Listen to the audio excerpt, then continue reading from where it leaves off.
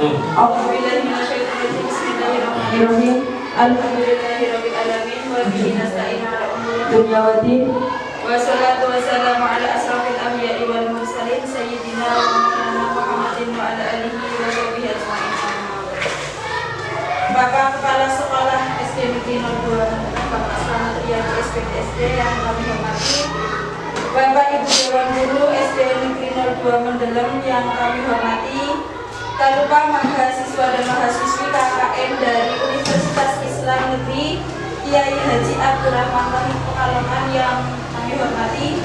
Pertama-tama marilah kita panjatkan puji syukur kehadirat Allah Subhanahu wa Ta'ala yang telah memberikan berbagai macam kenikmatan, salah satunya adalah nikmat sehat, sehingga pada hari ini kita dapat dipertemukan dalam rangka memenuhi tugas aksi nyata modul 1.4 pendidikan guru penggerak angkatan ke-7 Bapak Denny Arifin di SD Negeri 02 Mendelem. Sholawat teriring salam tetap kami curahkan kepada junjungan kita Nabi Muhammad SAW yang senantiasa kita nantikan syafaatnya besok di hari akhir. Amin Allahumma amin ya rabbal alamin.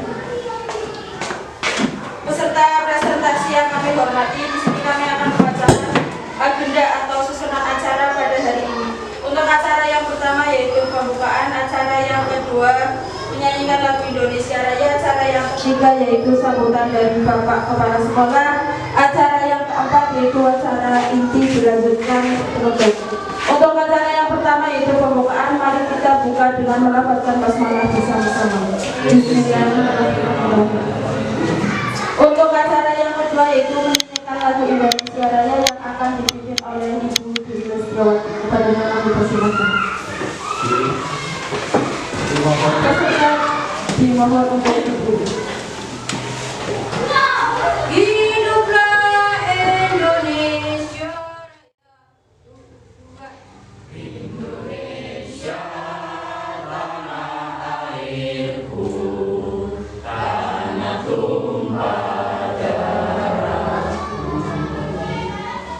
Di sanalah aku berdiri jadi pandu hidupku. Indonesia kebangsaanku, bangsa dan tanah airku.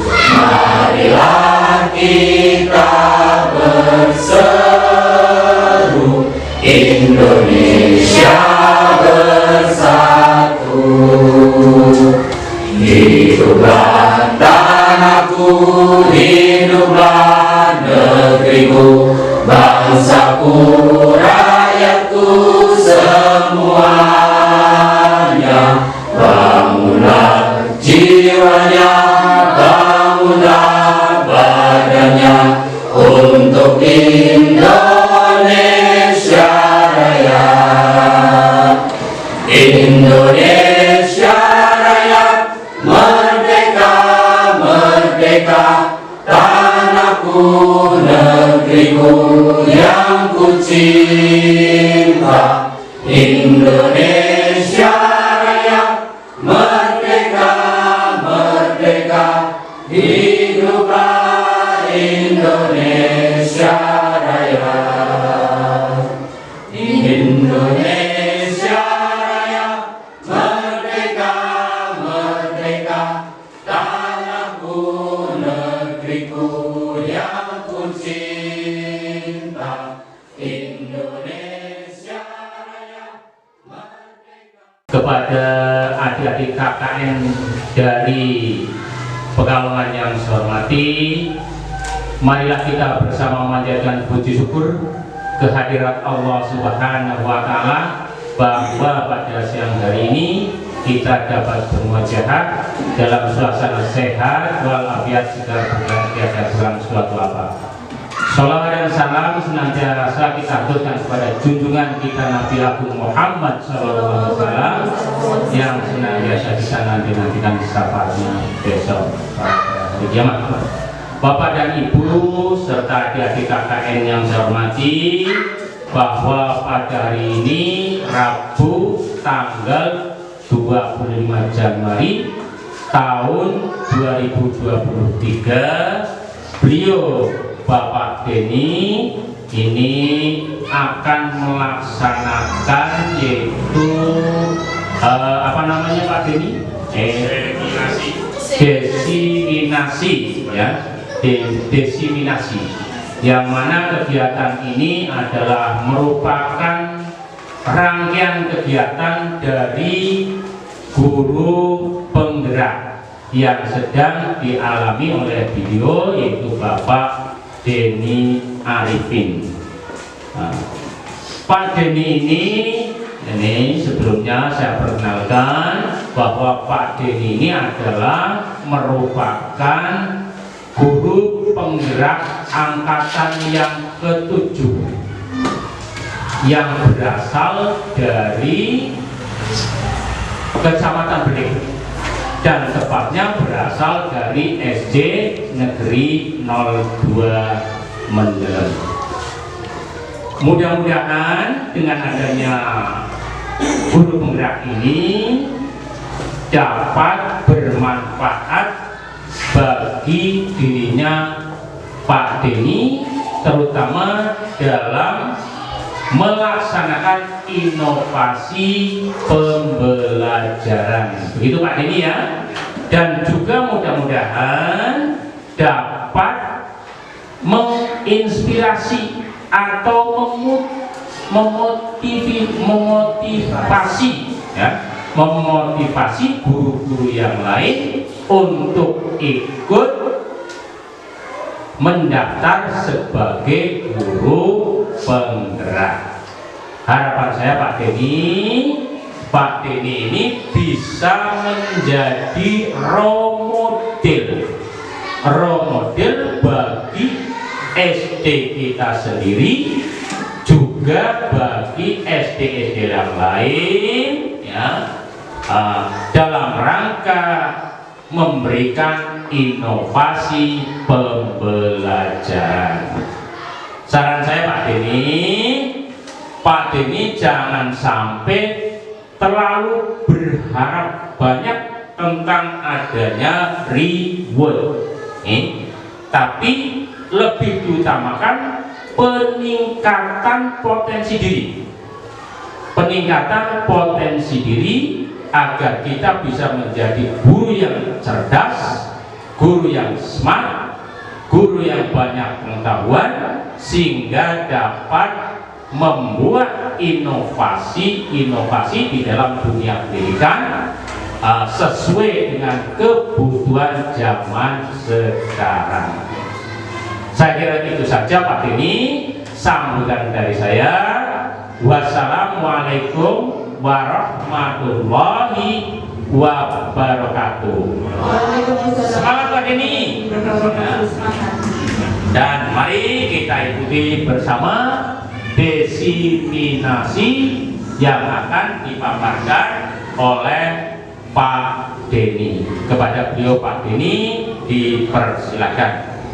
Ya, terima kasih Bapak Namadiyadi. Untuk acara selanjutnya sebelum menutup acara itu presentasi, yaitu alangkah lebih baiknya acara doa yang akan dipimpin oleh Bapak Ismanto SPDD. Kepadanya kami persilakan.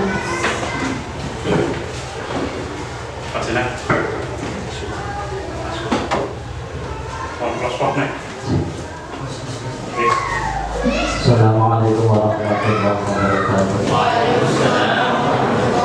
Marilah kita bersama-sama untuk berdoa kepada Allah Subhanahu wa Ta'ala.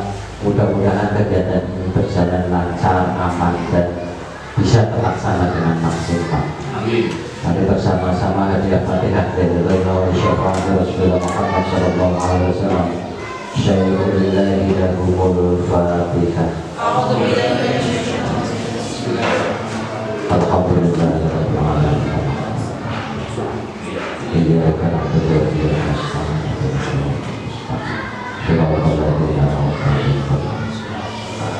Berikanlah doa Al-Fatihah, mudah-mudahan membawa kita bersama Allah menjalankan kegiatan-kegiatan ini.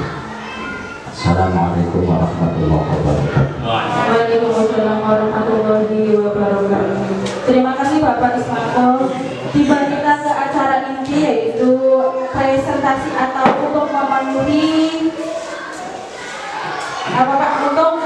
memenuhi tugas aksi nyata modul 1.4 pendidikan guru penggerak angkatan 7 Bapak Denny Arifin di SD Negeri 02 Mendelem. Sebelumnya kita kasih semangat dulu dengan tepuk tangan Bapak Ibu biar Pak Denny.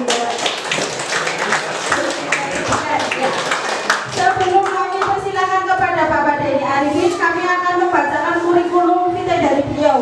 Nama Denny Arifin, tempat tanggal lahir Pemalang 26 Desember 1988. Riwayat pendidikan SD Negeri 03 Blik, SMP-nya 01 Blik, SMA 01 Blik, dan S1-nya di UT Randudongan. Riwayat pekerjaan kerja di sebuah pabrik di Tangerang tahun 2008 sampai 2000. Assalamualaikum warahmatullahi wabarakatuh.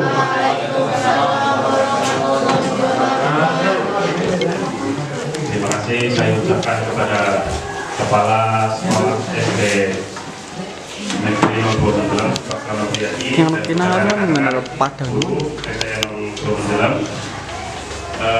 Terima kasih juga saya sampaikan kepada rekan-rekan dari rekan-rekan KKN dari UIN Kiai Haji Abdul Rahman Wahid Pekalongan. Sangat luar biasa. Saya ke atas kehadiran teman-teman. Yang pertama, saya akan mempresentasikan tentang diseminasi budaya positif pendidikan guru penggerak angkatan 7 SDN 02 Mendelem. Selanjutnya Pak Wahyu. Latar belakang saya, selain untuk memenuhi tugas adalah anak-anak yang membuat dengan pertanyaan pematik kelas seperti apa yang kalian inginkan, kelas impian seperti apa yang kalian inginkan. Ada yang menjawab kelas yang rapi, kelas yang penuh kasih sayang, ada yang menjawab seperti itu. Kemudian disusunlah dalam sebuah kalimat-kalimat yang kita sepakati dan ditandatangani. Itu tanda tangan dari seluruh siswa kelas 3A. Selanjutnya Pak Wahyu. Nah, tujuan diseminasi kami adalah guru dan tenaga pendidikan di SDN 02 Mendelem dapat memahami konsep budaya positif sesuai dengan filosofi Ki Hajar Dewantoro. Bapak Ibu guru dan rekan-rekan dari KKN perlu diketahui kurikulum merdeka ini Bapak Menteri kita, Mas Menteri Nadiem Makarim itu terinspirasi dari pemikiran Ki Hajar Dewantoro. Kemudian yang kedua, guru dan kepala sekolah SDN 02 Mendelem dapat termotivasi untuk melakukan budaya positif sesuai dengan filosofi Ki Hajar Dewantoro. Selanjutnya, memberikan pemahaman teori motivasi, hukuman, dan penghargaan restitusi. Selanjutnya, memberikan pemahaman tentang keyakinan kelas, seperti itu tadi ya, yang sudah saya tunjukkan. Kemudian memberikan pemahaman teori segitiga restitusi yang terdiri dari menstabilkan identitas, validasi tindakan yang salah, dan menanyakan keyakinan. Ini teori ini bagi saya pribadi, saya baru tahu dan ternyata selama ini saya salah dalam menerapkan kedisiplinan kepada anak setelah mengetahui teori restitusi ini. Nanti akan saya jelaskan di akhir. Selanjutnya Pak Wahyu. Nah, tolak ukur setelah terciptanya budaya positif, yaitu yang pertama, terciptanya budaya positif di lingkungan kelas dan sekolah. Budaya positif diawali dari kelas kita masing-masing dulu. Nah, budaya ini tercipta dari embrio sebuah kesepakatan kelas. Ini bukan inisiatif saya pribadi membuat kesepakatan kelas, tetapi di Merdeka Belajar itu ditekankan supaya di semua jenjang, di semua kelas itu membuat kesepakatan kelas yang diyakini kebajikan universalnya bersama-sama. Kemudian terciptanya kolaborasi antara guru dengan guru dengan siswa, mewujudkan potensi yang dimiliki oleh siswa. Bapak Ibu guru, bergerak sendiri itu baik, tetapi kolaborasi itu hebat. Itu adalah motor dari kami di Guru Penggerak. Makanya tidak ada kesuksesan tanpa kolaborasi dalam setiap program di Guru Penggerak. Contohnya seperti saat ini. Yang saya rasakan di lingkungan SDN 02 Mendelem ini sangat luar biasa. Ekosistemnya membantu saya pribadi dalam mengembangkan diri. Karena teman-teman, lingkungan itu semua mendukung. Kemudian yang ketiga, siswa mampu menjalankan keyakinan kelas sebagai konsensus bersama dengan motivasi intrinsik. Nah, tujuan dari kesepakatan kelas juga adalah untuk menumbuhkan motivasi intrinsik siswa. Ya, jadi siswa terbangun motivasinya bukan karena orang tuanya, bukan karena gurunya, tetapi dengan pembiasaan baik yang dilakukan setiap hari, maka motivasi tersebut akan tumbuh dengan sendirinya sehingga menciptakan sebuah karakter di sini di Merdeka Belajar yang diinginkan atau yang sudah disepakati bersama adalah profil belajar Pancasila. Nanti apa saja kompetensinya akan saya jelaskan. Selanjutnya Pak Bayu.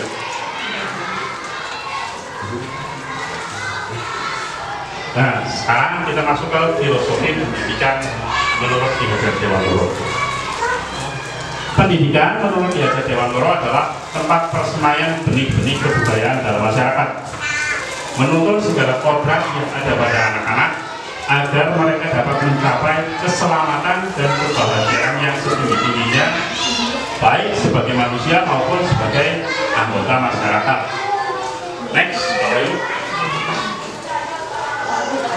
nah, filosofi pendidikan diibaratkan benih padi dan petani. Next, petani yang menanam padi hanya dapat menuntun tumbuhnya padi. Jadi seorang petani yang menanam padi itu tidak bisa mengharapkan padi itu tumbuh menjadi gandum atau jagung dan sebagainya.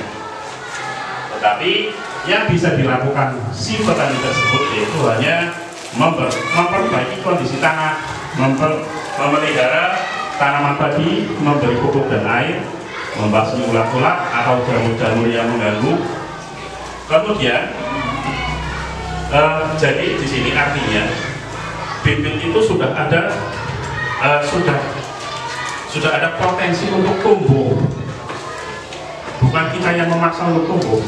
Kalau bibit padi itu sudah ada potensi untuk tumbuh. Demikian juga anak-anak. Anak-anak itu dari sekian banyak anak potensinya berbeda-beda, Bapak Ibu. Kita tidak bisa memaksakan anak itu tumbuh seperti apa. Yang bisa kita lakukan adalah menyiapkan lingkungan yang baik. Lingkungan di sini yang baik itu lingkungan yang mendukung teraktualisasinya potensi dari anak didik kita. Lanjut Bapak Ibu. Apa itu tujuan pendidikan? Coba saya mau tanya dari Bapak Ibu guru, saya mau jawab. Mencerdaskan kehidupan bangsa, Pak. Mencerdaskan kehidupan bangsa. Ada lagi? Dari teman-teman KKN coba. Insan yang bertakwa. Insan yang bertakwa. Menciptakan insan yang bertakwa. Ada lagi? Membentuk karakter. Membentuk karakter. Saya lagi Ya, menciptakan SDM yang unggul. menciptakan SDM yang unggul, luar biasa. Nah, tujuan yang sebenarnya adalah menuntun segala kodrat yang ada pada anak-anak itu agar mereka sebagai manusia dan anggota masyarakat dapat mencapai keselamatan dan kebahagiaan yang setinggi-tingginya. Maksudnya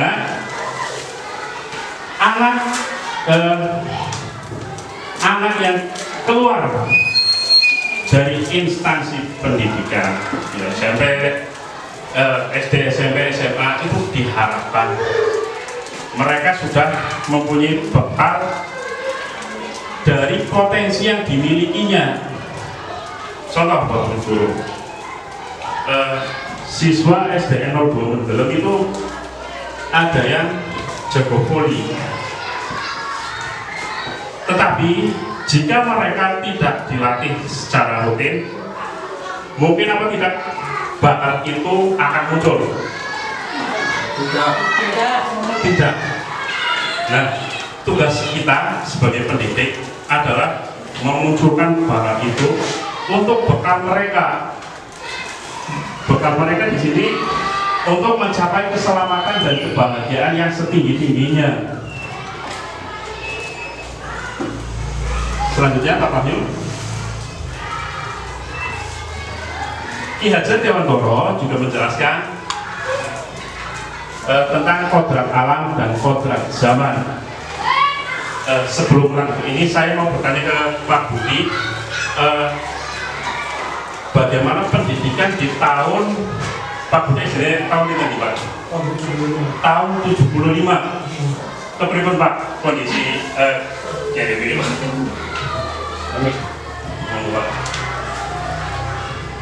Pendidikan SD tahun 75 seperti apa Pak?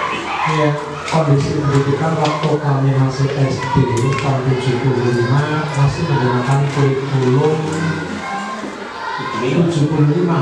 Ya, awal-awalnya 75. Materi pembelajaran itu masih simple, jadi namanya mata pelajaran, sebab ada perubahan-perubahan materi pembelajaran. Pada saat itu adanya pendidikan agama, kemudian pendidikan kewarganegaraan, belum ada tambahan Pancasilanya, kemudian ada bahasa Indonesia, adanya Bito, ya, belum ada matematika saat itu. Kemudian ada ilmu bumi. Nah, kalau sekarang kan sudah berubah jadi IPS dan iya sudah ada IPAS di guru pendidikan. Kemudian ada sejarah. Sejarah itu berdiri sendiri. Ya, kemudian ada prakarya, ada olahraga sama seperti sekarang. Kemudian bahasa Jawa. Ya, jadi masih simpel seperti itu. Iya. Kemudian cara mendisiplinkan anak pada saat itu bagaimana Pak? Cara guru penanaman disiplin anak itu guru langsung memberikan pendidikan karakter secara langsung. Jadi manakala gini, ada anak yang mau pinjam alat tulis ke kelas lain kemudian tidak izin, itu langsung ditegur oleh guru, dipanggil untuk ke depan, ditanya kamu mau kemana, saya mau pinjam pensil atau penggaris atau apa ke kelas lain, itu harus izin. Jadi pakai bahasa Jawa dari kromo bukan kromo. Itu maksudnya. Bapak Rumah Pak Budi.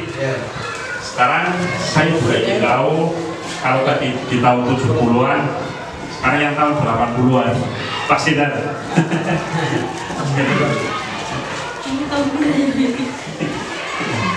Assalamualaikum warahmatullahi wabarakatuh. Waalaikumsalam warahmatullahi wabarakatuh. Ya, saya SD-nya tahun 80-an masih mengenai CBSA ya. Oh, cara belajar sesuatu. Iya. Cinta bersemi.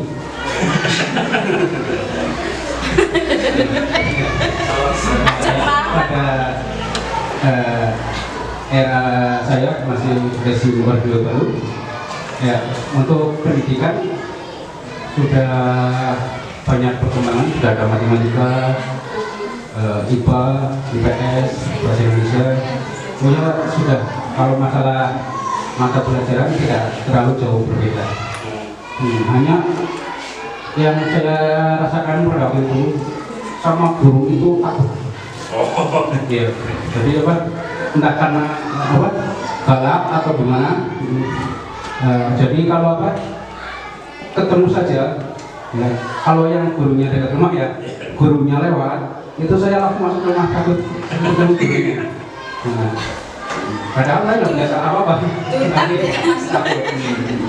Jadi itu pada masalah yang Pak Denny sering pada pendisiplinan ya. Itu sekali ada pendisiplinan dengan cara kekerasan fisik, walaupun tidak terlalu keras secara apa, masih biasa di titik, di jewer, di apa, pakai kapur ya. Nah, ya. Tetapi kalau saya lapor sama orang tua, saya dapat marah lagi, marah 2 kali, ya, karena orang tua sudah mempercayakan pendidikannya pada guru. Ketika saya dapat hukuman, pasti saya salah. Itu yang saya alami di era 82. Terima kasih. Assalamualaikum warahmatullahi wabarakatuh. Waalaikumsalam warahmatullahi wabarakatuh. Terima kasih Kak Budi dan Mas Zainal. 92 ini. Nomor tulis sedikit Pak. Nah, itu adalah contoh dari kodrat alam dan kodrat zaman. Kalau kodrat alam berkaitan dengan sifat dan bentuk lingkungan di mana anak dibesarkan. Sedangkan kodrat zaman sudah dicontohkan oleh Pak Budi dan Pak Zainal. Jadi setiap era itu berbeda cara pendidikannya. Cara mendisiplinkan anak zaman dahulu itu bisa dengan hukuman kekerasan, tetapi itu berhasil. Di zaman itu berhasil. Berbeda dengan zaman sekarang. Kalau zaman sekarang itu malah kita tidak boleh menyentuh murid, don't touch him. Ada istilah seperti itu. Itu adalah contoh kodrat alam dan kodrat zaman. Pendidikan anak itu selalu berbeda. Nah, selanjutnya Pak Wahyu. Dari penjelasan tadi, Kiai Hajar Dewantoro mengelaborasi pendidikan terkait kodrat alam dan kodrat zaman sebagai berikut. Dalam melakukan pembaharuan yang terpadu, hendaknya selalu diingat bahwa segala kepentingan anak-anak didik, baik mengenai hidup diri pribadinya maupun hidup kemasyarakatannya, jangan sampai meninggalkan kepentingan yang berhubungan dengan kodrat keadaan tadi. Yaitu yang di kodrat keadaan yang dimaksud adalah kodrat alam dan kodrat zaman. Sementara itu, segala bentuk isi dan wirama, yakni cara mewujudkannya, hidup dan penghidupannya seperti demikian hendaknya selalu disesuaikan dengan dasar-dasar dan asas-asas hidup kebangsaan yang bernilai dan tidak bertentangan dengan sifat-sifat kemanusiaan. Ini dari satu dari Ki Hajar Dewantoro dalam bukunya yang judulnya pun sama dengan namanya, Ki Hajar Dewantoro, halaman 21 terbitan tahun 2009. Selanjutnya Pak Wahyu. Nah, dari penjelasan tadi, Ki Hajar Dewantoro hendak mengingatkan pendidik bahwasanya pendidikan anak sejatinya menuntut anak mencapai kekuatan kodratnya sesuai dengan alam dan zamannya. Bila melihat dari kodrat zaman, pendidikan saat ini menekankan pada kemampuan anak untuk memiliki keterampilan abad 21. Makanya anak bermain gadget pada saat ini itu lumrah, karena mereka memang sudah mengikuti zamannya. Kemudian dalam memaknai kodrat alam, konteks lokal sosial budaya, murid Indonesia Barat tentu memiliki karakteristik yang berbeda dengan murid di Indonesia Tengah atau Indonesia Timur. Jadi tidak bisa disamakan. Kalau di sini mungkin masih mending masih ada sinyal, tetapi kalau di Papua sana itu masih susah. Kemudian mengenai pendidikan dengan perspektif global, Ki Hajar Dewantoro mengingatkan bahwa pengaruh dari luar harus disaring dengan tetap mengutamakan kearifan lokal, sosial, budaya, dan Indonesia. Jadi kita tidak bisa membendung arus globalisasi Bapak Ibu. Contoh yang sekarang saya lakukan, dulu mungkin tidak ada pembelajaran seperti ini menggunakan multimedia. Nah, ini adalah contoh dari percampuran kebudayaan di bidang pendidikan dengan teknologi. Contoh yang lain lagi adalah pada saat pandemi. Untuk mengatasi masalah di bidang pendidikan, maka para guru itu mengatasinya dengan pembelajaran daring dalam jaringan. Kemudian oleh sebab itu, Dr. Wahyu, nah, seperti apa pembelajaran yang mencerminkan filosofi Ki Hajar Dewantoro mengenai pendidikan adalah sebagai berikut. Yang pertama adalah memerdekakan dan berpusat pada siswa. Jadi guru bukan satu-satunya sumber belajar. Di kurikulum merdeka, semuanya bisa dijadikan sumber belajar, bukan hanya guru ceramah, murid mendengarkan. Kemudian fokus pada proses, bukan hasil. Nah, sebagai contoh, di kurikulum merdeka yang sudah berjalan di SMA, contoh anak jurusan STM kelas 1 misalnya, yang saat ini sedang mengusung kurikulum merdeka kelas 1 di jenjang SMA, ya sudah. Di jenjang SMA, anak SMK teknik misalnya, di situ ada jurusan SMK teknik, SMK tata boga, kemudian busana misalnya. Nah, dari yang teknik ini, karena dalam dirinya itu senang memasak, maka bisa mengikuti pembelajaran tata boga. Nah, ini adalah contoh dari memerdekakan siswa.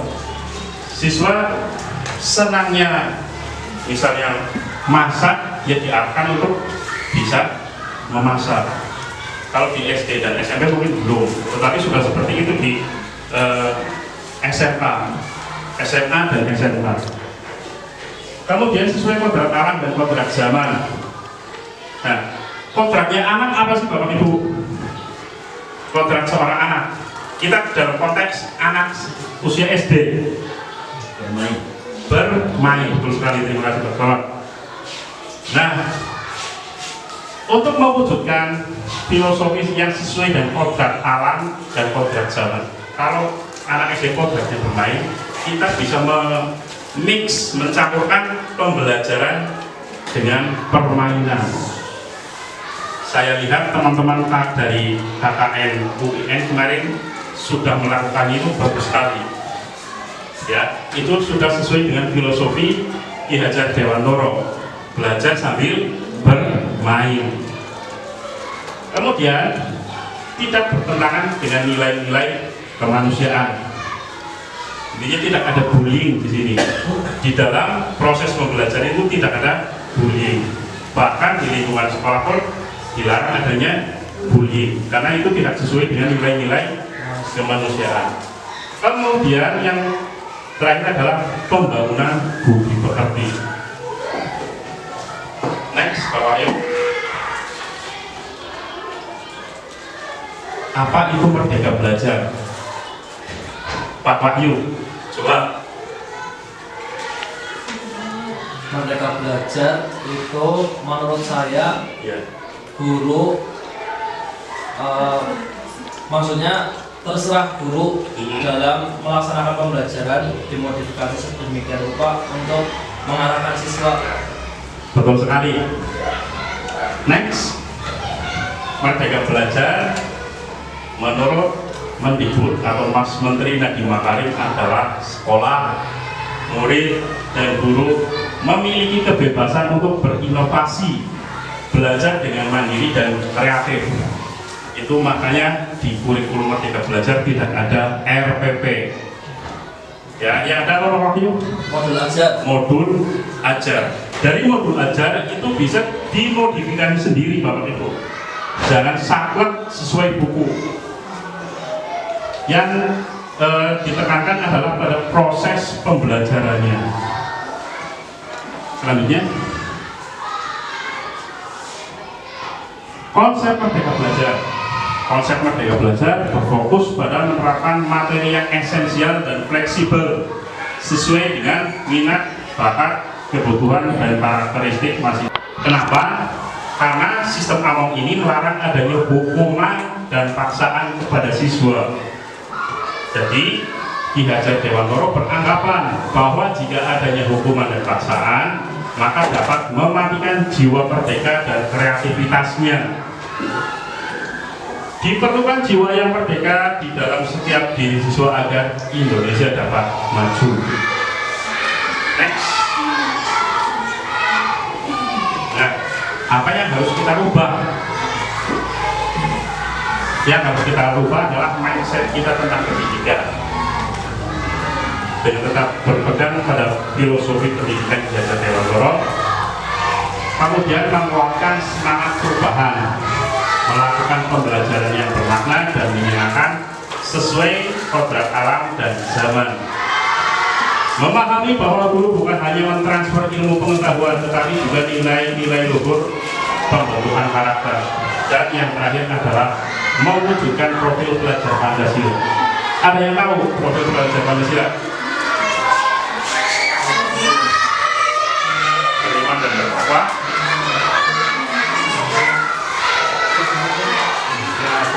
inovatif, mandiri, dan kolaboratif. Itu adalah nilai kompetensi dari profil pelajar Pancasila. Next, Bapak Ibu. Nah, apa itu profil pelajar Pancasila? Ada yang tahu? Next. Pada dasarnya, profil pelajar Pancasila ini adalah suatu proyek penguatan nilai-nilai Pancasila yang dirancang oleh Menteri Pendidikan dan Kebudayaan dengan pasangan para pelajar di Indonesia. Dalam konteks ini, nantinya profil pelajar Pancasila akan memiliki rumusan kompetensi yang melengkapi fokus dalam setiap pencapaian standar kompetensi lulusan yang terdapat pada masing-masing jenjang satuan pendidikan. Tetapi tidak lupa dengan adanya penanaman karakter yang diselaraskan dengan nilai-nilai Pancasila. Itu adalah pengertian dari profil pelajar Pancasila.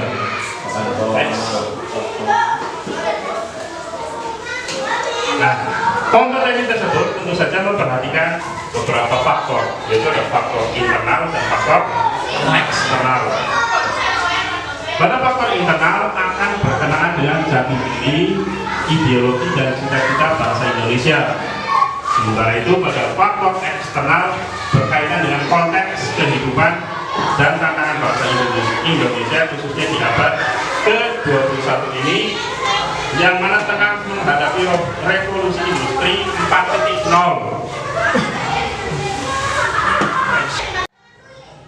Profil pelajar Pancasila diharapkan guru itu memiliki peran sebagai berikut, yaitu mandiri, berpihak pada murid, reflektif, kolaboratif, dan inovatif. Kita bahas satu persatu. Yang pertama adalah mandiri. Guru harus mandiri. Itu maksudnya apa? Pak Wangun, slide selanjutnya. Guru harus mandiri, yaitu semangat belajar untuk mengembangkan diri dan memampukan diri untuk memulai perubahan. Termotivasi untuk belajar sepanjang hayat secara mandiri. Kemudian kompetensi selanjutnya, peran selanjutnya berpihak pada murid. Guru diharapkan semangat untuk memberdayakan diri, memanfaatkan kemampuan diri untuk mewujudkan suasana belajar yang menyenangkan, pembelajaran yang bermakna bagi murid. Peran selanjutnya reflektif.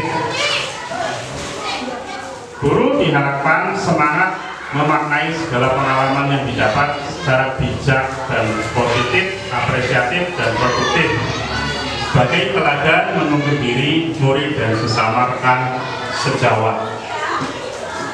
Peran selanjutnya kolaboratif, yaitu guru diharapkan menguatkan semangat, saling melengkapi, mendukung dan mengingatkan antar sesama rekan sejawat. Peran selanjutnya inovatif.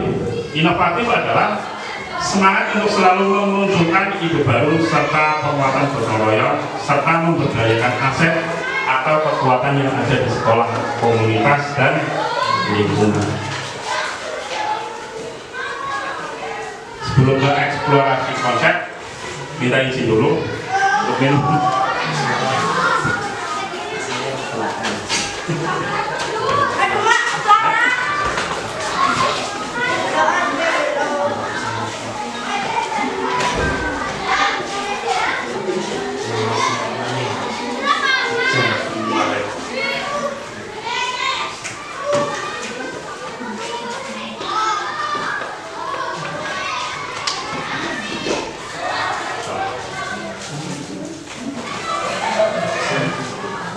Kita lanjutkan eksplorasi konsep, disiplin positif dan nilai-nilai kebajikan universal. Sebenarnya ini materinya adalah ini Bapak Ibu. Tadi 45 menit tadi ya Bapak Ibu, itu adalah pembukaan. Ini adalah eksplorasi konsepnya. Next, mari bermain kepalan tangan. Coba berdui, saya maju sini berdui.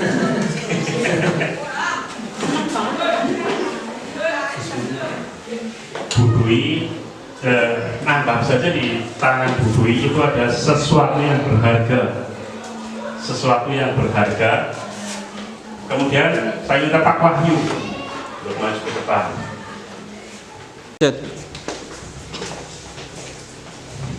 Selanjutnya perubahan paradigma teori kontrol atau teori pilihan ilusi kontrol.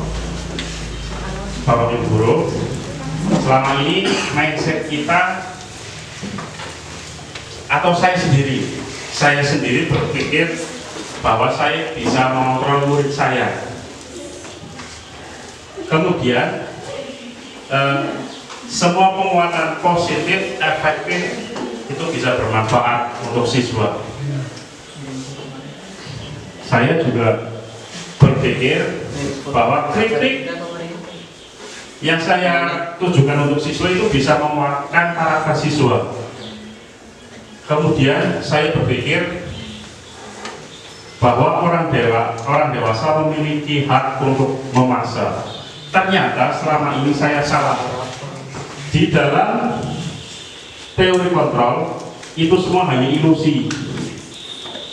Jika kita mengkritik anak kemudian anak itu manut, itu hanya anak itu sedang mengizinkan dirinya untuk dikritik dan bersedia melakukan apa yang kita minta. Next.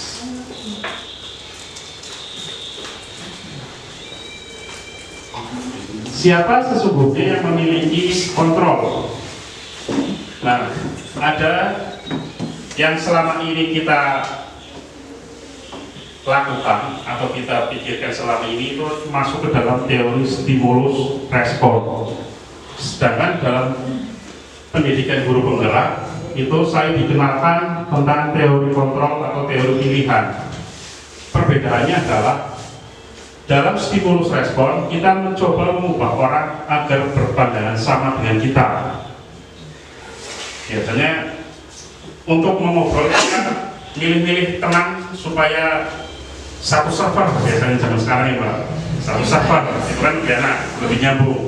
Nah, dalam teori pilihan kita berusaha memahami pandangan orang lain tentang dunia sehingga kita tidak pilih-pilih. Kita mencoba memahami dunianya mereka. Kemudian yang kedua, dalam teori stimulus respon itu ada perilaku buruk dilihat sebagai suatu kesalahan. Kalau contoh di kita sebagai pendidik, anak yang rewel, anak yang susah diatur itu anak yang bermasalah. Nah, tetapi dalam teori kontrol semua perilaku memiliki tujuan. Ini yang kadang saya sendiri lupa, tidak mendalami si murid yang bermasalah tadi. Saya kurang memahami, kurang mendalami murid saya. Dalam stimulus respon, orang lain bisa mengontrol saya. Tetapi dalam teori pilihan, hanya Anda yang bisa mengontrol diri Anda. Ini tadi sudah dicontohkan oleh Bu Dwi dengan Pak Wahyu. Bu Dwi menggenggam sesuatu yang berharga, kemudian orang lain atau Pak Wahyu tadi mencoba memintanya, itu Bu Dwi tidak memberikannya. Karena apa? Itu adalah yang hanya mengontrol adalah Bu Dwi sendiri atau diri sendiri. Kemudian yang terakhir, selanjutnya pemaksaan ada pada saat bujukan gagal. Contoh, siswa yang misalnya ribut di kelas, sudah dibujuk, sudah diomongi untuk diam itu masih rewel saja, itu harus nanti akan ada paksaannya beruang di cewek jadi seperti itu timbul reaksi pada saat bujukan gagal seperti itu. Tetapi berbeda di teori kontrol, Anda kolaborasi dan konsensus menciptakan pilihan-pilihan baru. Nah, ini konsensus ini tertuang dalam kesepakatan kelas atau keyakinan kelas. Kemudian yang terakhir, dalam stimulus respon ada model berpikir menang kalah.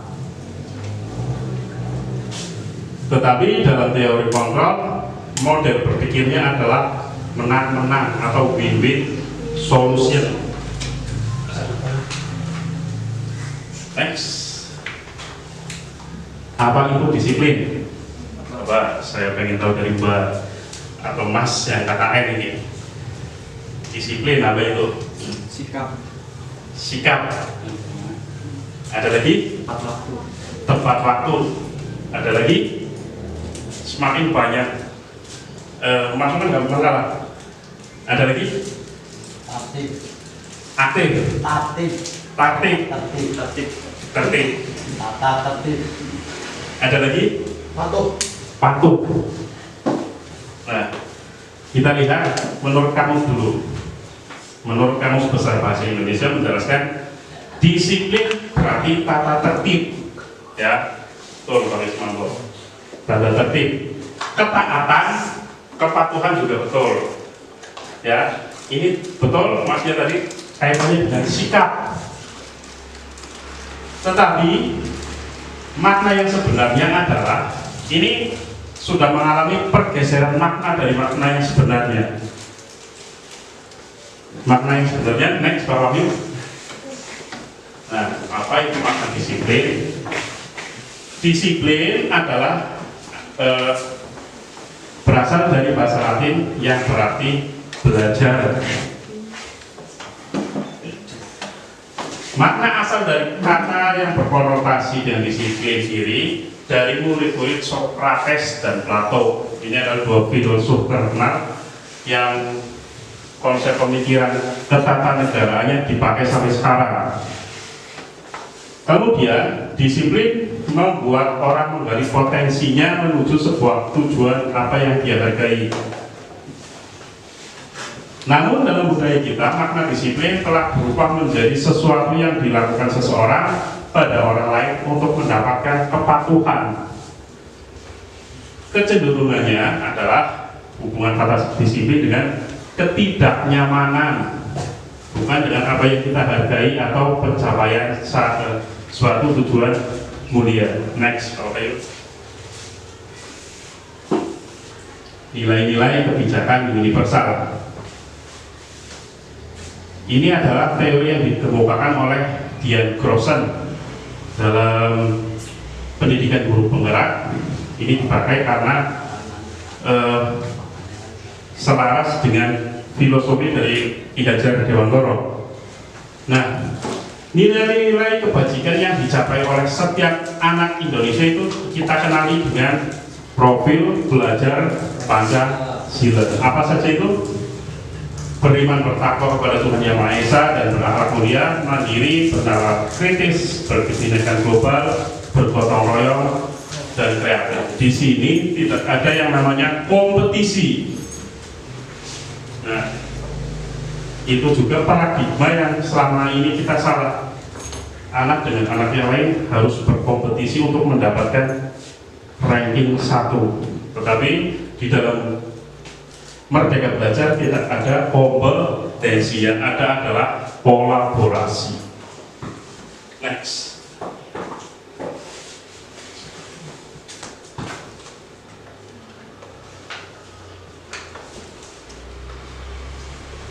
Eksplorasi konsep yang selanjutnya adalah teori motivasi, hukuman, dan penghargaan restitusi. Next. Bapak Ibu Guru, saya mau bertanya, sudah berapa tahun kita menjadi guru? 12, 10, 13 3 tahun. Apa Budi? 40 tahun. Kemudian apa yang menjadi motivasi kita yang bisa membuat bertahan selama itu? Ekonomi.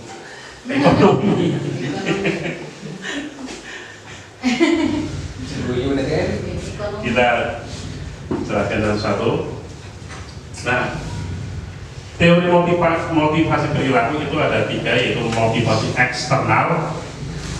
Motivasi eksternal itu terdiri dari yang pertama untuk menghindari ketidaknyamanan atau hukuman. Kita contohkan ke arah saja. Contoh, anak yang datang terlambat, kemudian dia dihukum gurunya untuk push up misalnya 100 kali. Nah, otomatis si anak itu keesokan harinya mungkin akan berangkat lebih pagi. Tetapi motivasinya itu karena apa? Karena takut hukuman. Motivasi itu yang disebut motivasi eksternal. Dia melakukannya kemudian dia melakukannya karena dia berpikir apa yang akan terjadi apabila saya tidak melakukannya. Maksudnya jika saya terlambat lagi mungkin akan dihukum 200 kali. Itu kalau berangkat, kalau nggak berangkat mungkin saja merangkak karena 100 kali. Yang kedua adalah untuk mendapatkan imbalan dari orang lain atau institusi. Contoh, seorang anak yang mengerjakan soal, misalnya gurunya menyuruh mengerjakan soal, yang paling cepat itu diberi hadiah emas 1 kilo. Nah, mungkin anak-anak tersebut akan berbuka karena ada rewardnya.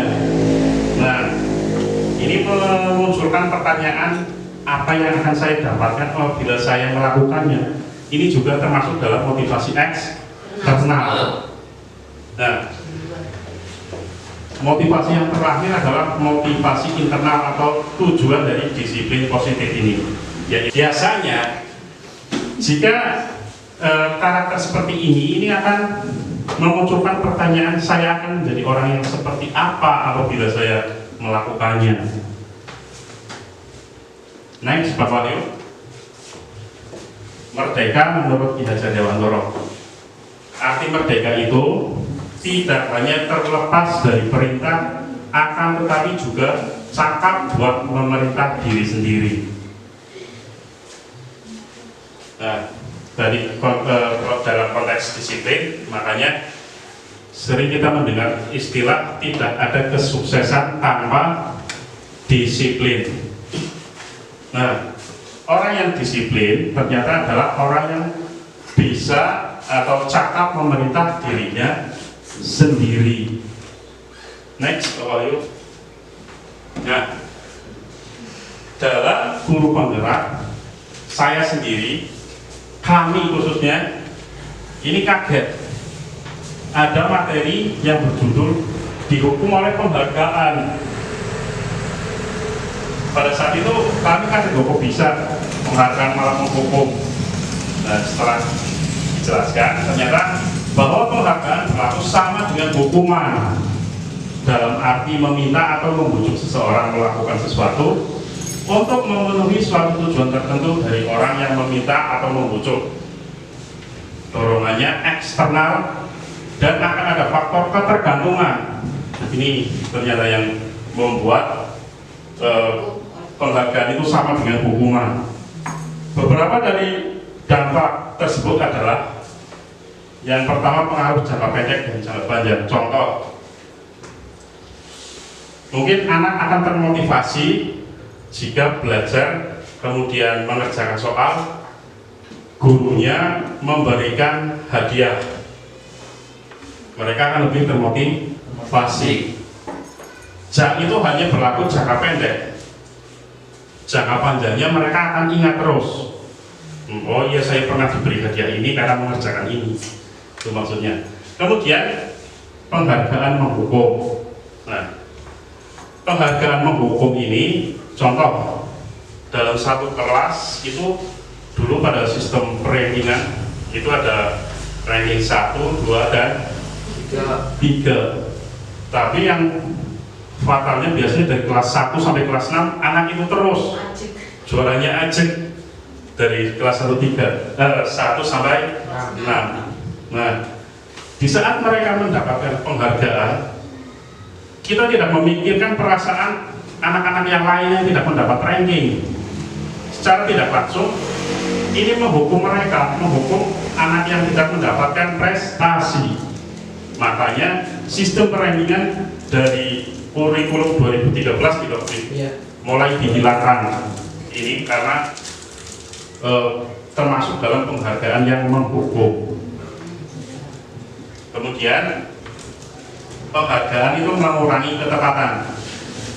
Kenapa kurang tepat? Contoh,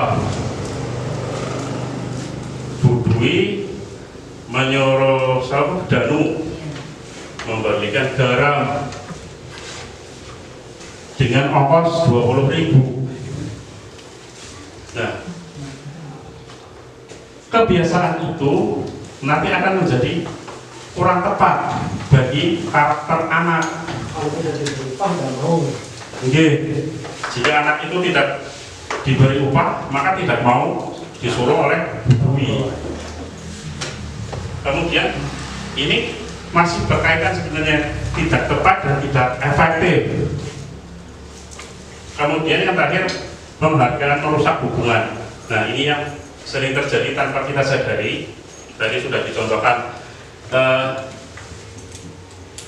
Bapak Ibu guru lebih perhatian dengan anak yang berprestasi atau anak yang nakal? Berprestasi. Yang nakal. Berprestasi dan Yang nakal. dua-duanya sebenarnya tidak boleh Bapak Ibu, karena dalam satu kelas itu anak kita semua. Coba dalam keluarga kita membedakan anak yang pertama, kemudian anak yang kedua dan ketiga, kita perlakuan berbeda.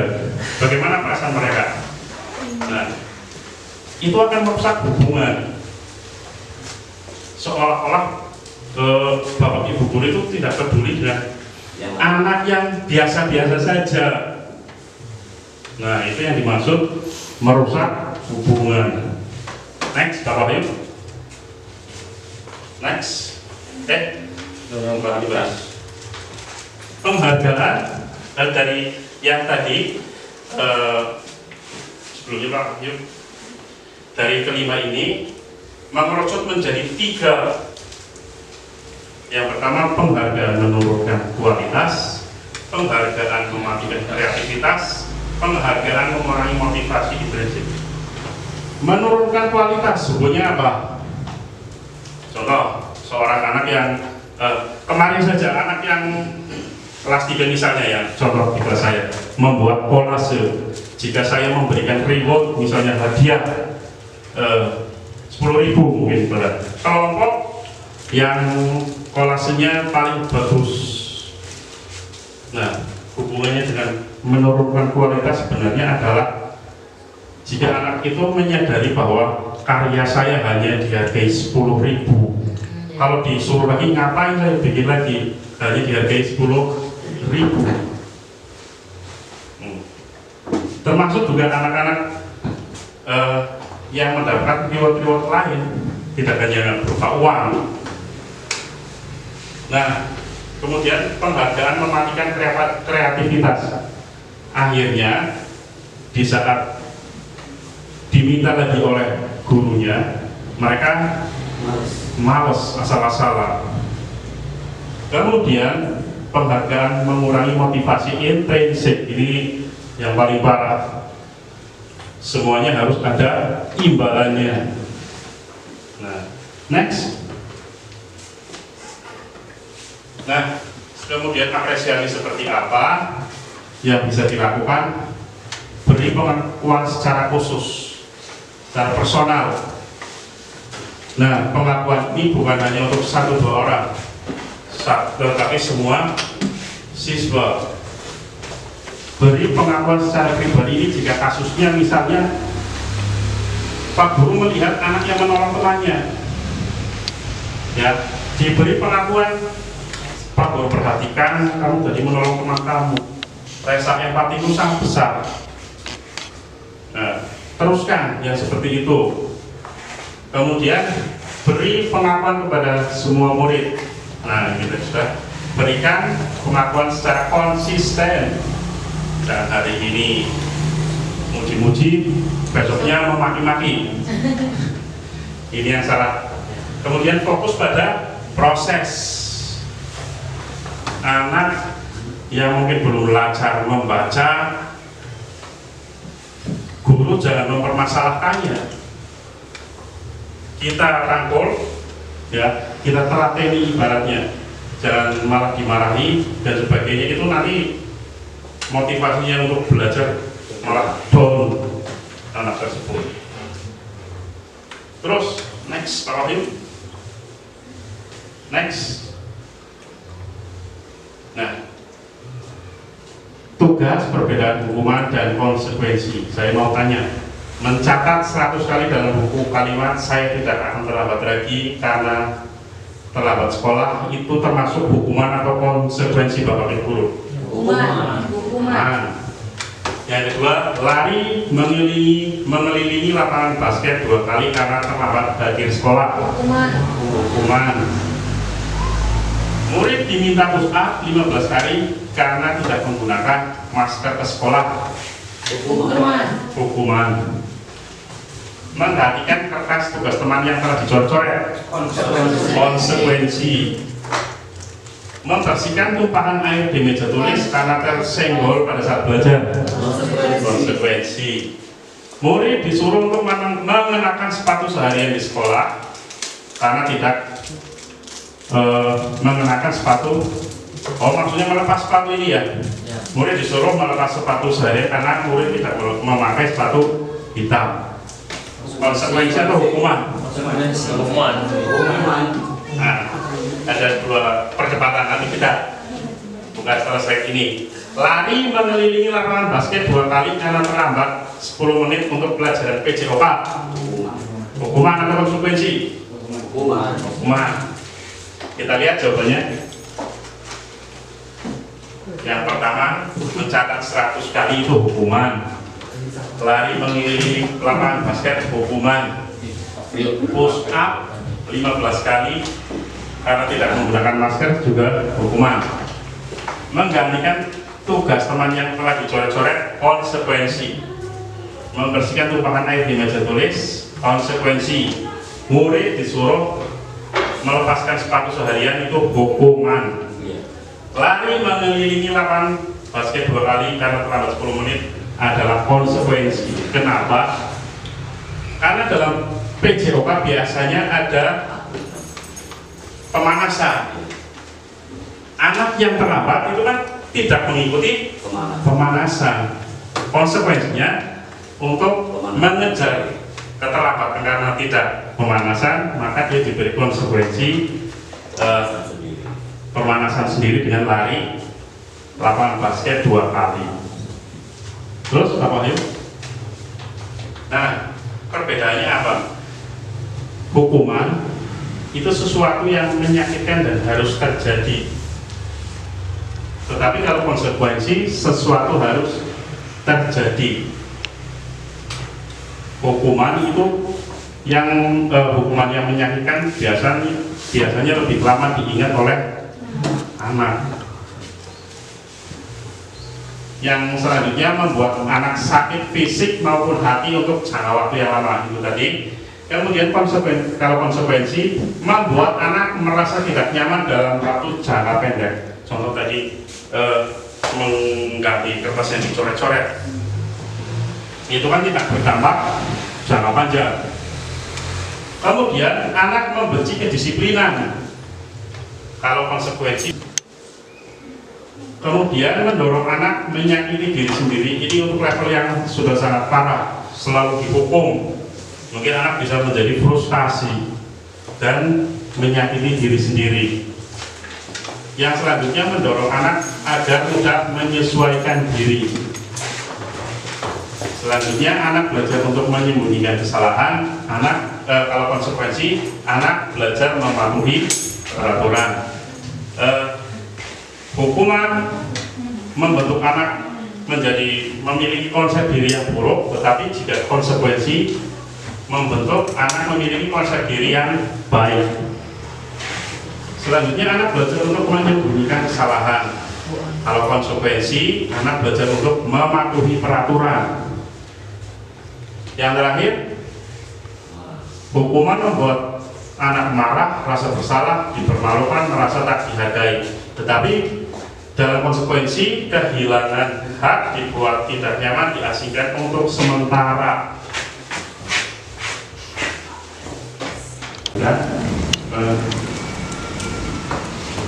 Hukuman, konsekuensi, dan restitusi itu akan menciptakan identitas yang berbeda-beda pada siswa. Kalau hukuman itu menciptakan identitas gagal, sedangkan konsekuensi dan restitusi menciptakan identitas sukses bagi siswa.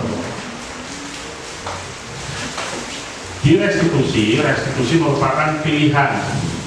Yang kedua, menguatkan murid dalam jangka waktu panjang. Yang ketiga, korban mendapatkan ganti. Yang keempat, murid akan mendapatkan penguatan. Yang kelima, masalah terpecahkan. Yang keenam, murid belajar bertanggung jawab untuk perilakunya.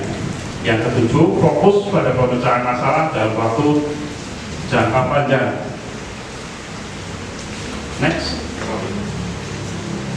Nah, ciri-ciri restitusi yang pertama bukan untuk menebus kesalahan, namun untuk belajar dari kesalahan. Yang kedua, memperbaiki hubungan. Yang ketiga, tawaran bukan paksaan. Yang keempat, menuntut untuk melihat ke dalam diri. Yang kelima, mencari kebutuhan dasar yang mendasari tindakan. Yang keenam, restitusi diri adalah cara yang paling baik. Yang ketujuh, restitusi fokus pada karakter bukan tindakan. Yang kedelapan, restitusi fokus pada solusi. Yang kesembilan, restitusi mengembalikan murid yang berbuat salah pada kelompoknya. Contoh,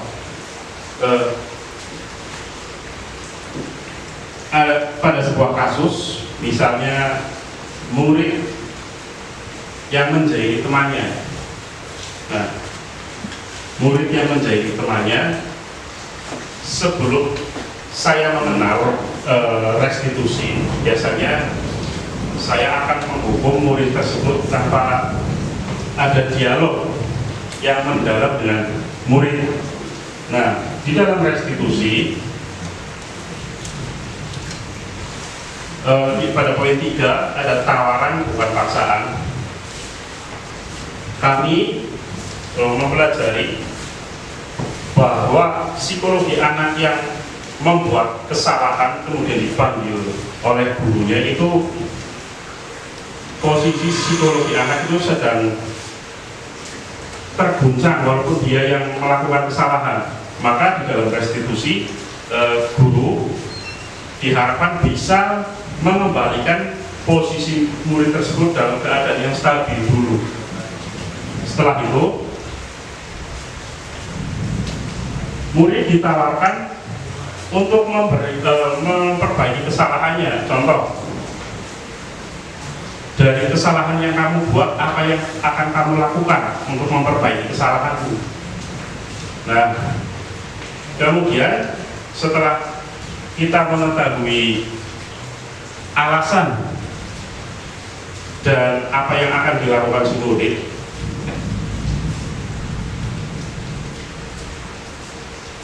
murid akan kembali kepada kelompoknya dengan karakter yang baik, yang lebih baik. Tidak menjadi murid yang dicap sebagai anak yang nakal dan sebagainya. Next, Bapak Ibu.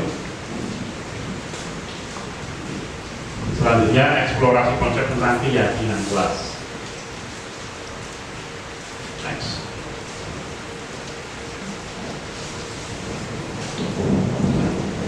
Pembentukan keyakinan sekolah atau kelas. Keyakinan kelas itu sama dengan kesepakatan kelas. Bagaimana cara membentuk keyakinan kelas? Keyakinan kelas bersifat lebih abstrak daripada peraturan yang lebih rinci.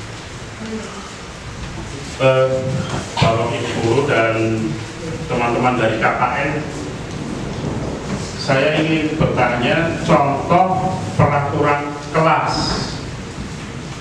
Coba dari Bapak Ibu guru, peraturan kelas. Jadwal piket membersihkan kelas. Membersihkan kelas. Apa lagi? Dilarang mencoret-coret tembok, dilarang mencoret-coret meja. Nah, pada keyakinan kelas kita memilih kata yang lebih abstrak, tetapi dilarang memakai kata dilarang. Nah, contoh yang sudah saya buat, kemarin saya menawarkan memantik pertanyaan kepada murid saya, kelas seperti apa yang kalian inginkan? Kelas yang sangat bersih dan nyaman. Kemudian bagaimana cara mewujudkannya? Yaitu yang pertama adalah dengan melaksanakan piket harian. Sebenarnya ini bisa dirubah lagi ke dalam kalimat yang lebih abstrak, yaitu melaksanakan piket harian adalah tanggung jawab. Bisa hanya dengan kata tanggung jawab, tapi kata yang saya dapat dari anak-anak adalah melaksanakan piket harian. Maka yang saya tulis adalah melaksanakan piket harian. Kemudian anak-anak juga menginginkan kelas yang nyaman. Nah, saya kembali mengajukan pertanyaan, bagaimana cara mewujudkannya kelas yang nyaman? Yaitu kelas yang bahasa mereka tidak suka bertengkar dengan teman. Nah, kalimatnya apa? Kalimatnya rukun dengan sesama pada poin nomor 6 bisa dilihat. Nah, itu adalah contoh dari kesepakatan kelas. Next, Bapak Ibu. Bapak Ibu guru, diharapkan setelah diseminasi ini, dari tadinya yang kita hanya mengenal peraturan kelas, diharapkan kita bisa membuat keyakinan kelas sehingga menciptakan lingkungan positif. Setelah lingkungan positif tercipta, diharapkan menjadi sebuah budaya, yaitu budaya positif. Next, Bapak Ibu. Nah, yang mana yang merupakan keyakinan kelas dan mengapa? Ini ada dua kesepakatan kelas yang lebih spesifik ke keyakinan kelas yang mana, Bapak Ibu? Kanan atau kiri? Yang mana? Yang ini datang tepat waktu mengucapkan salam. Yang A, kami guru dan murid yang saling menyayangi. Ya, iya. Ya. Yang termasuk dalam keyakinan kelas dan sesuai dengan ciri-ciri tadi adalah yang sebelah kanan. Kami guru dan murid yang saling menyayangi. Kami murid yang semangat belajar. Kami murid yang peduli dengan teman. Itu adalah contoh dari keyakinan kelas. Next. Nah, coba ada tugas ya, antara peraturan dan keyakinan kelas. Kalau peraturan kalimatnya selalu kembalikan buku ke tempatnya. Jika dirubah menjadi keyakinan kelas, kalimat apa yang akan muncul?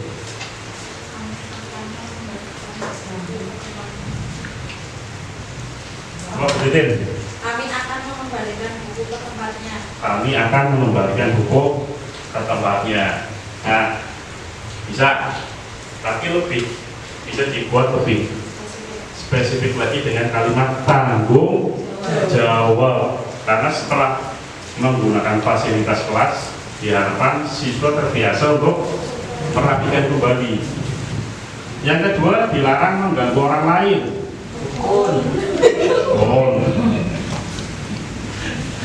Hadir di sekolah 15 menit sebelum pelajaran dimulai. Disiplin. Dilarang melakukan kekerasan.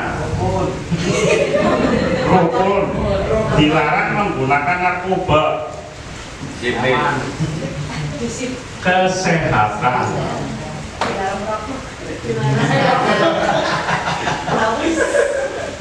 Bergantian atau menunggu giliran. Antri.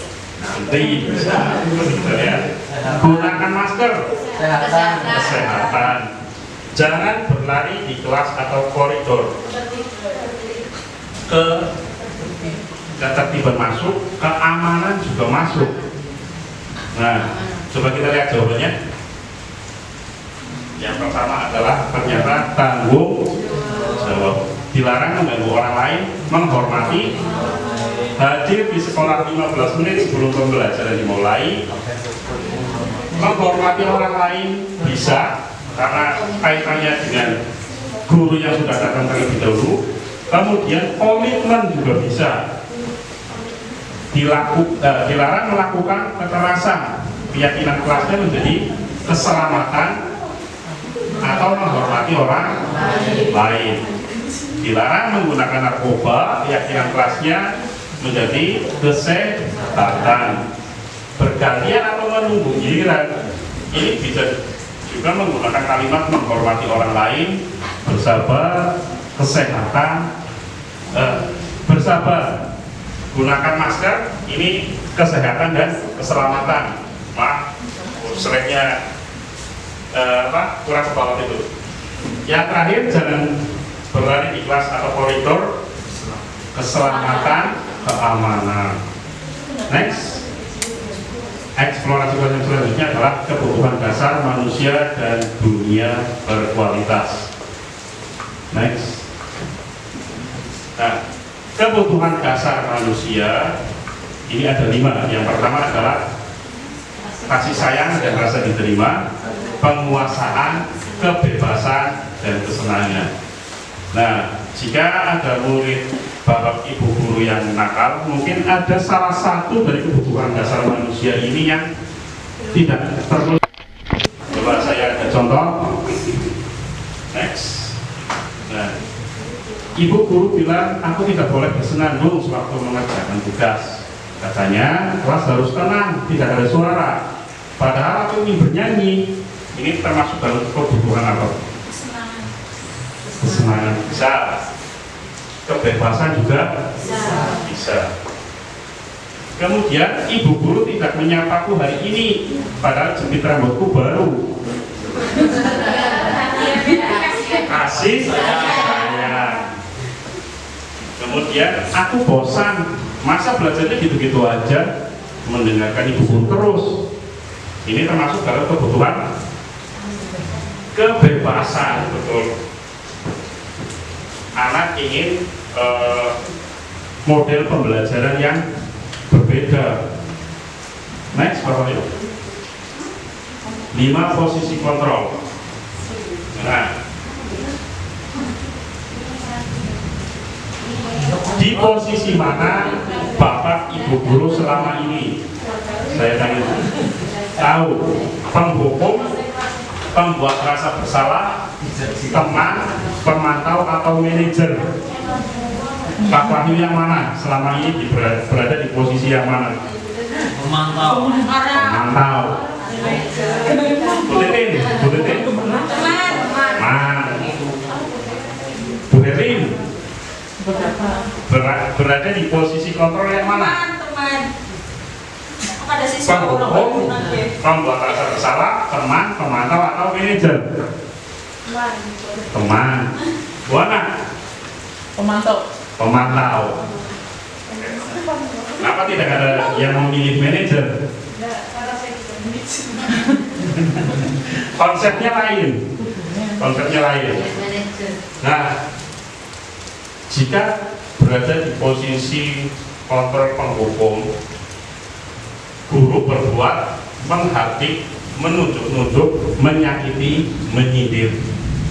Biasanya guru berkata, kalau kamu tidak melakukannya, awas ya, rasakan ada ancaman di situ.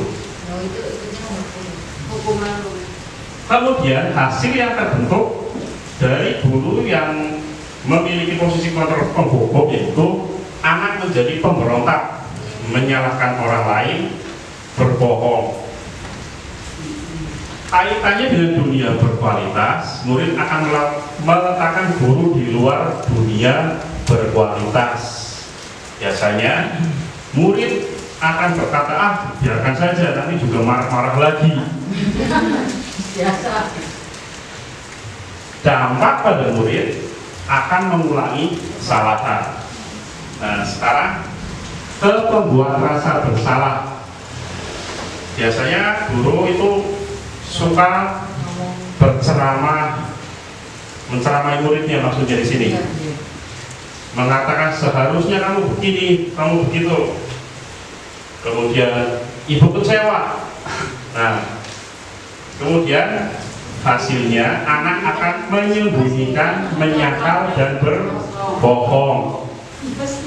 Kemudian kaitan dengan dunia berkualitas, murid tetap meletakkan guru di dalam dunia berkualitas karena menurut mereka di posisi ini guru tidak galak-galak amat. Makanya murid meletakkan guru di dalam dunia berkualitas. Nah, setelah timbul rasa bersalah, murid biasanya kan berkata, maafkan saya. Contoh, Pak Wahyu datang pagi hari, sudah masuk di kelas, kemudian datang seorang anak yang terlambat. Dengan mengatakan saya kecewa hari ini kamu terlambat, itu psikologi anak sudah down, sudah terkena. Cukup mengatakan seperti itu. Nah, hasilnya dampak pada murid adalah merasa rendah diri. Sekarang posisi kontrol di teman, guru berada di posisi teman. Nah, yang pertama membuatkan alasan-alasan untuk muridnya. contoh kalimatnya, ayo lakukan demi ibu. Masa kamu tidak mau? Ingat, ibu pernah membantu kamu.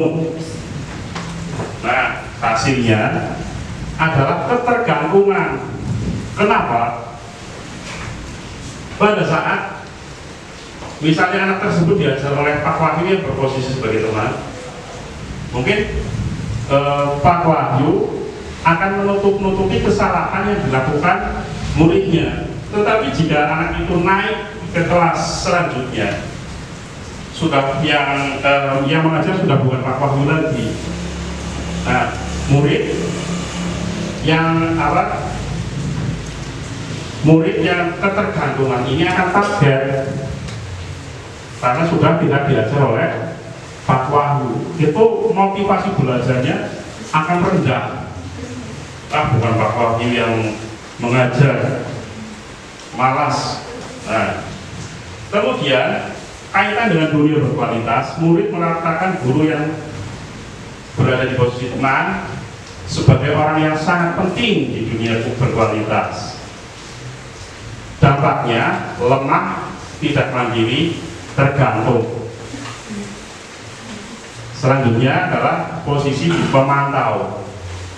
Pada pemantau ini biasanya guru akan saklek. Mereka menghukum berdasarkan data. Contohnya seperti ini, guru akan berkata menghitung dan mengukur. Jika ada murid yang terlambat, guru dengan data akan berkata apa hukuman dari keterlambatan kamu. Yang ditanyakan langsung menuju ke hukumannya.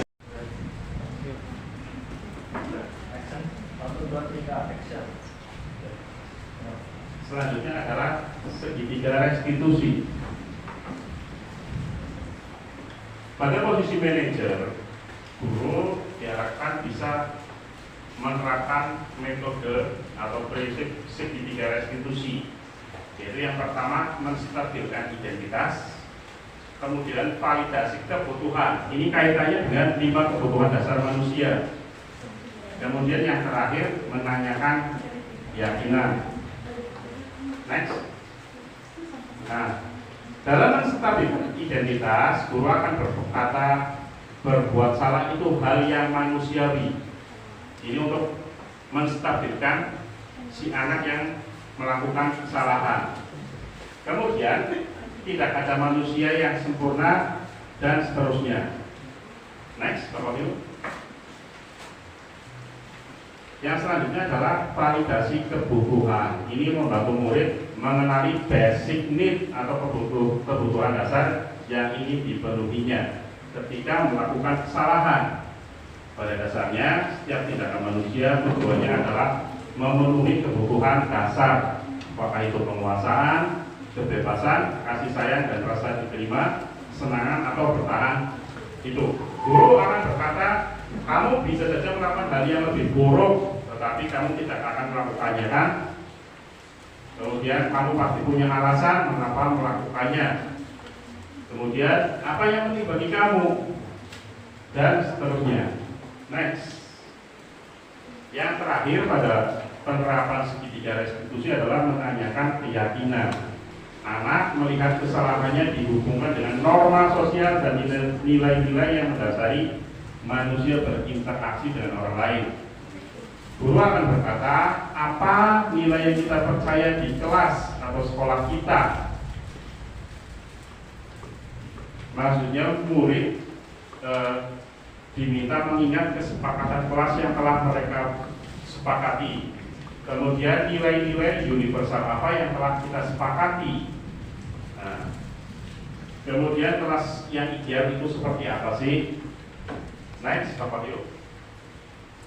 Next. Nah, refleksi.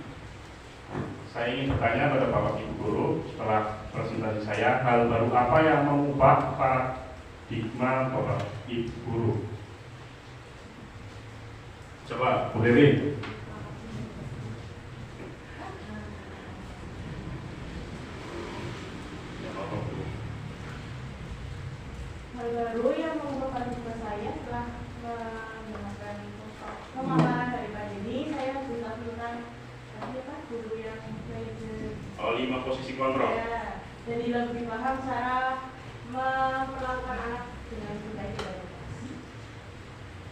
kasih.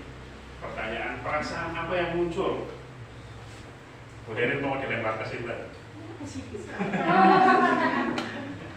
Perasaan yang muncul selama mengikuti sesi ini. Perasaan yang muncul jelas setelah mengikuti sesi ini ingin memperbaiki kegiatan belajar mengajar dan menghindari adanya hukuman terhadap siswa. Luar biasa. Dan nomor 3, peran Among seperti apakah yang saya lakukan setelah pemaparan ini? Pak Puji.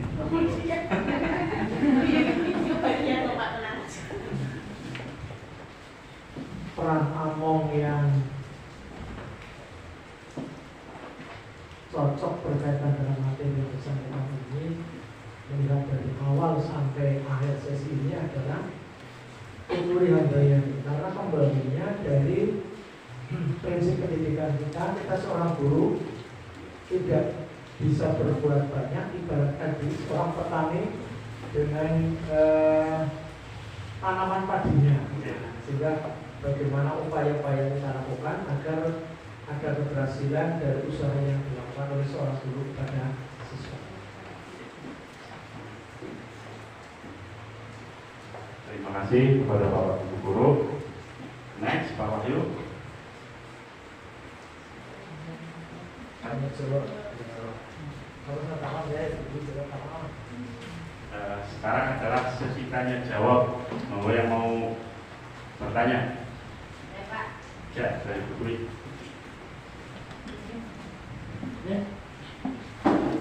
Assalamualaikum warahmatullahi wabarakatuh. Waalaikumsalam warahmatullahi wabarakatuh.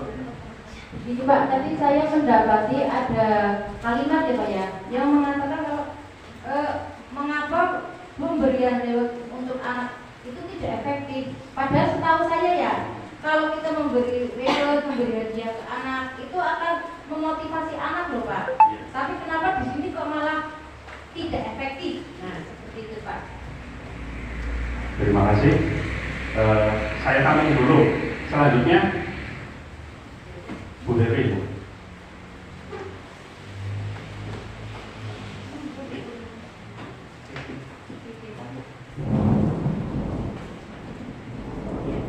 Masih berkaitan dengan pertanyaan yang begini tadi, penghargaan seperti apa yang bisa diberikan dari guru kepada siswa sehingga menumbuhkan motivasi internal dalam belajar? Ya, terima kasih. Mungkin yang selanjutnya dari Bu Yuli, mohon. Jika anak melakukan kesalahan yang sama, apakah metode restitusi itu bisa digunakan terus dalam menyelesaikan masalah tersebut? Oh iya. Yang terakhir, Pak Budi.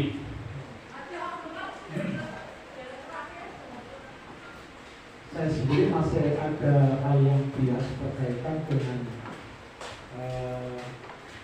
hukuman, kemudian ada konsekuensi, dan satunya lagi ada restitusi.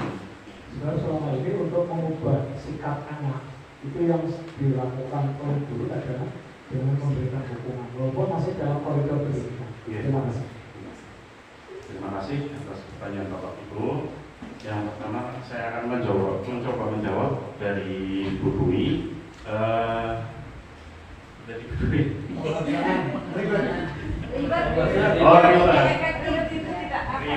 Tidak efektif. Kenapa? Karena akan berdampak hanya dalam jangka pendek pemberian reward itu. Kemudian selanjutnya motivasi intrinsiknya tidak akan terbangun. Murid akan aktif, berinovatif hanya jika ada reward. Tetapi jika guru mungkin lupa memberikan reward, hanya masalah lupa saja, mungkin anak itu tidak akan muncul inisiatifnya. Begitu Bu Dwi. Terima kasih. Kemudian dari Bu Herli, penghargaan seperti apa yang bisa diberikan untuk siswa? Bapak Ibu Guru, dalam pendidikan guru penggerak kami diajarkan untuk berinovasi. inovasi dalam pembelajaran. Hadiah terbaik untuk siswa adalah memberikan metode pembelajaran yang sesuai dengan kebutuhan siswa, sehingga semua siswa bisa merasakannya. Contoh, memberikan metode yang menyenangkan, itu adalah hadiah terbaik untuk siswa-siswi kita. Gitu, Bu Eri. Kemudian dari Bu Yuri, apa tadi Bu? Metode restitusi. Metode restitusi. Apa bisa diterapkan pada anak yang berulang-ulang melakukan kesalahan? Metode restitusi ini adalah cara baru untuk mendisiplinkan siswa pada kurikulum Merdeka Belajar. Sampai kapan metode restitusi bisa diterapkan terus-menerus sampai siswa itu menyadari tentang kebajikan-kebajikan universal, sehingga akan membentuk karakter murid yang memiliki profil pelajar Pancasila. Itu Bu Yuri. Yang terakhir dari Pak Budi masih bias dengan hukuman, konsekuensi, dan restitusi. Hukuman itu biasanya tidak terkait dengan apa yang dengan keadaan yang dilakukan. Contoh, apa kaitannya murid terlambat dengan lari mengelilingi lapangan sepak bola misalnya? Tidak ada kaitannya. Kaitannya waktu, kalau ingin memberikan konsekuensi harus juga berkaitan dengan waktu. Yang tadinya hukuman kita alihkan ke konsekuensi. Jadi misalnya si anak datang terlambat, maka dia istirahatnya itu diundur paling akhir. Sudah. Itu antara hukuman dan konsekuensi. Kemudian pada restitusi, nah, anak diminta yang pertama adalah guru menanyakan tentang alasan-alasan dari keterlambatannya. Setelah guru mengetahui, anak diminta keyakinan kelas yang mereka sepakati bersama. Nah, restitusi ini membentuk karakter siswa yang berkomitmen sesuai dengan profil belajar Pancasila tadi. Kemudian Pak Budi, terima kasih. Saya kembalikan ke moderator. Terima kasih kepada Bapak Dhani Arifin. Sebelumnya kita kasih tepuk tangan dulu untuk Bapak Arifin yang telah mempresentasikannya dengan luar biasa. Nah, kiranya cukup sekian. Terima kasih kami ucapkan kepada Bapak Ibu Guru, kepada adik-adik mahasiswa. Terima kasih. Mungkin kiranya waktu 2 jam itu kurang ya Mas. Kalau ada kesempatan kita lanjut lagi, mudah-mudahan. Nah, kiranya cukup sekian kami akhiri. Wallahu muwaffiq ila aqwamit thoriq. Assalamualaikum warahmatullahi wabarakatuh. Waalaikumsalam warahmatullahi wabarakatuh. Enggak ada yang lain lagi, Pak. Ini. Pak Budi, saya mau meminta pendapat Pak Budi tentang acara yang telah saya selenggarakan. Oke, terima kasih. Kesempatan ini akan saya sampaikan bahwa hasil setelah saya mengikuti paparan dari panjenengan dari awal sampai akhir ini sangat bermanfaat sekali, khususnya bagi rekan-rekan guru yang masih muda. Ini berkaitan bahwa selama ini mungkin ada hal yang dilakukan oleh guru yang mestinya ada satu hal yang lebih arif dan bijaksana bagi guru dalam memperlakukan perilaku anak yang mungkin melakukan satu kesalahan yang tidak sesuai dengan koridor pendidikan. Sehingga untuk kedepannya agar guru itu lebih berkreatif, agar berinovasi, agar bisa menciptakan hal baru, memperlakukan anak didik kita bisa secara manusiawi sesuai dengan kemampuan anak yang ada, sebagaimana prinsip dari pendidikan kita bahwa seorang guru itu fungsinya adalah tukuri handayani, adalah memberdayakan apa yang potensi apa yang ada dalam anak akan bisa digali dan anak bisa tereksplor semua kemampuannya yang masih terpendam untuk meraih cita-citanya, kemudian menuju jenjang pendidikan selanjutnya demi untuk mencapai masa depan yang lebih bagus. Dan dengan kegiatan diseminasi semacam ini sangat berguna sekali bagi rekan-rekan guru semuanya untuk lebih memantapkan bagaimana usaha guru yang akan dilakukan. Selama ini kalau guru memberikan hukuman atau konsekuensinya sekarang itu sudah ada HAM, sehingga kalau misalnya ada tindakan fisik terlebih ini sangat dilarang oleh aturan ya. Di situ memang juga tidak mendidik karena itu hanya bersifat sementara, sehingga mungkin lebih bagus lagi dengan restitusi, dengan usaha-usaha yang lebih bijaksana dari seorang guru dalam memperlakukan anak didiknya. Itu aja Mas Denny. Terima kasih. Matur nuwun Pak Budi. Pak Slamet, saya mau minta pendapat dari Pak Slamet tentang acara diseminasi budaya positif di SDN 02 Mendelem ini. Assalamualaikum warahmatullahi wabarakatuh. Waalaikumsalam. Jadi Pak Denny sudah melaksanakan kegiatan yaitu yang namanya diseminasi. Menurut saya diseminasi yang telah disampaikan oleh Pak Denny tadi sangat bermanfaat bagi guru-guru kami di SD Negeri 02 Mendelem, khususnya untuk mempersiapkan guru-guru kami dalam menghadapi kurikulum merdeka. Nah, ini. Kemudian Pak Denny begitu sangat menguasai sekali dalam paparan-paparan dari awal sampai akhir.